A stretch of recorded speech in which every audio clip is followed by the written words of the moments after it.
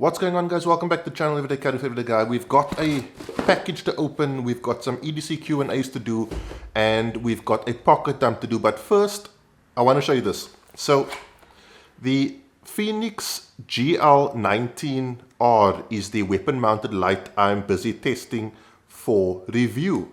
Now, Southwest Holsters made me a holster for this. It fits the GL19R perfectly. I'm wearing it right now.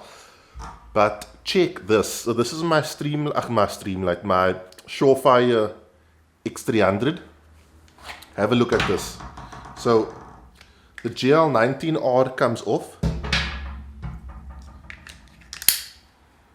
X300 goes on. And the holster fits perfectly. And I mean perfectly. When I do the pocket dump later on, I will show you just how well this fits. But I don't know how Southwest Holsters does this with their holsters. Like, their holsters are so, they all fit perfectly and they're so versatile. Like, it's like one holster that does so many different things.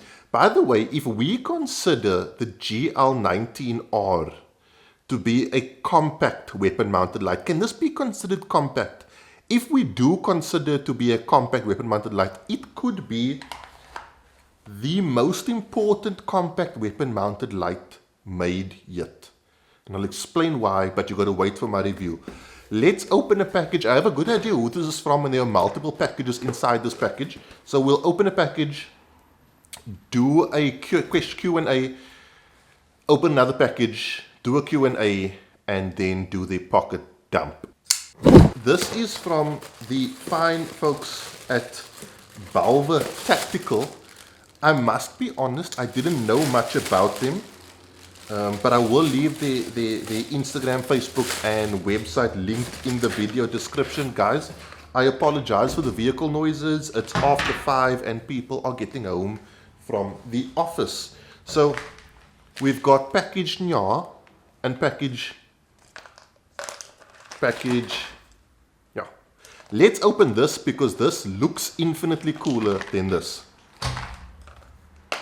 So I'm pretty sure I know what this is. If you know what it is, well done to you. This is the TR1 custom trigger for my Glock 19. You know, when I thought about this, I realized I have never shot a gun that isn't a Glock. Like, well, I've shot a shotgun and I've shot a AR platform, but I've never shot a pistol that wasn't a Glock. I've shot a Glock 23 and various Gen 19s, and one of the things everyone tells me that they hate about the Glock is the trigger. So when the guys from Belva Tactical reached out, I was very keen to try out their trigger. This is a aircraft grade aluminium machined trigger, and it works with all Glock safety mechanisms. So there's no adjustment, or there's no lack of safety. But I'm very keen to try this out, and I am going to the range this Friday, so I'll try to have it installed before Friday and then give you guys some feedback. I'm very excited to be doing this review. My Glock, by the way, is all stock internals, so it's not going to be forever. And I must be honest, I do like, apparently it's supposed to be more ergonomic to allow for a more consistent and controllable trigger press than the standard Glock trigger. So it's got curved edges to fit with the curvature of your finger. Very, very cool. Really, really appreciate that. Hi Ryan, so glad I found your channel. I'm just getting into EDCing. I'm new to this and wanted to know, should I spend money on a weapon mounted light or a handheld flashlight? I just received my 19X from Lucian. So Lucian, if you don't have either, then I would say go for a handheld flashlight first. There are things you can do with a handheld you can't do with a weapon light, like check under your car for when you dropped your cell phone, or if you're looking for something on the range, or if you're just anywhere and load shedding and you need some light. You can't use your weapon mounted light for that purpose. So from a utilitarian and function purpose, a handheld flashlight is way more utilitarian and functionable, if you can get that, if that makes sense. than a weapon-mounted light. However, I do still encourage you to, once you have your handheld, invest in a weapon-mounted light and invest in relevant training. And what you'll find is, the more you train, the more you will realize you need both. So here we got some fun goodies. Aluminium extended slide release, really nice. Polished, probably 2 kilogram connector, nice. TR1 wristband, that's going straight on. And some Glock cubes. I actually did a review on the Glock cube, I'll post it up here. These are very, very cool dry firing aids. So huge thanks to the guys from Belva Tactical. I'll leave them linked down below. I'll get all these things installed, run it, tell you what it's like. I've got thousands of rounds through my standard Glock setup. So I will be able to tell very quickly the difference between the two, because I know my trigger really well. So I'm keen to try this. I'm keen to see how I can improve using these improved parts. Hi Ryan, thanks for the great content. I've been an EDC for many, many years now. I'm an Obali.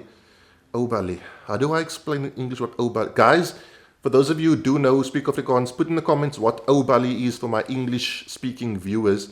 Can you tell me what the best training courses are for the money here in South Africa from Louis? Louis, it depends on how much money you are prepared to spend.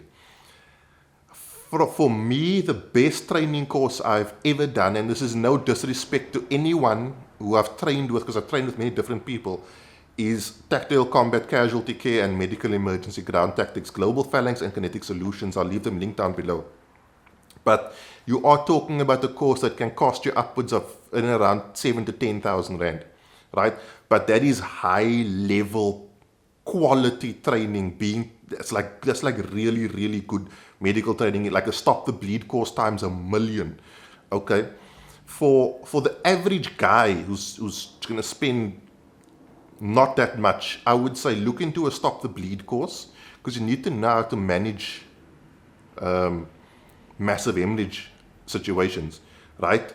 And then in terms of firearm proficiency, look at like a marksmanship course. But a way to think about it is, think of how good you think you are and divide that by 3. That's probably how good you really are going to be. Okay? And that should give you a good base for what you need to train on. Another good thing of training courses is you'll train with people who are better than you, and you'll see what's possible. And you'll be like, oh my goodness, I want to get to this guy's level, and that guy's level, and that guy's level. So training courses are a brilliant thing to do. I highly recommend them. I would say look into what you can afford, medical and then marksmanship. Speed you can train at home, really. You can get fast at home without going to the range. But marksmanship, there are certain fundamentals that instructors can give you that will maximize your capability whilst minimizing your cost of ammunition. And that's really, really useful. Let's do the pocket dump, and I want to show you this holster.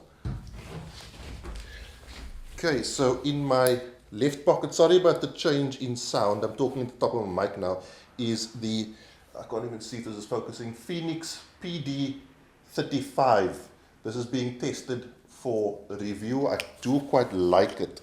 Okay, belt, Core Essentials, can you see that? Core Essentials, very cool.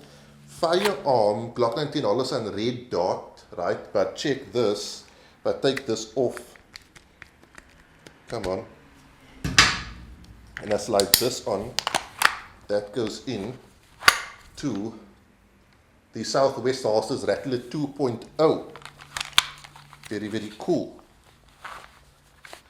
And then in my left pocket, I was carrying the Civivi Brigand. Guys, that is it. Thank you for taking time to check out this video. If you do enjoy this kind of thing, I make an EDC gear-related review every single week. Please consider subscribing. If you have already subscribed, please consider subscribing to another EDC channel, because we all need your support right now. I'll see you guys on the weekend for a review. Have a good week. Be safe, train hard. Cheers. God bless.